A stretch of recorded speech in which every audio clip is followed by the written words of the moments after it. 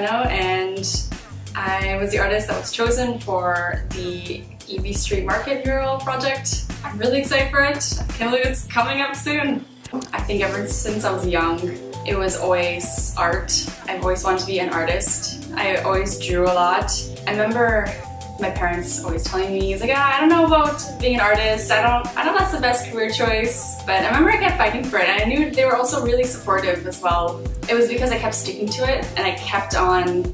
It was the only thing I knew how to do really well. I think I saw it shared somewhere. Maybe the City Kitchener shared it, or maybe I think a friend maybe told me about it as well. Yeah, when I saw it, I was like, oh, this is a really cool project. I would love to kind of be a part of this, especially since the area that the mural is around. It's right in the Market District, so I thought that was perfect since I go to the market pretty much every week, and I really feel like I've become part of just the community here, and especially the Saturday market community feels very lively, and I thought this was such a cool project, especially since I would love to see more artwork in downtown Legion.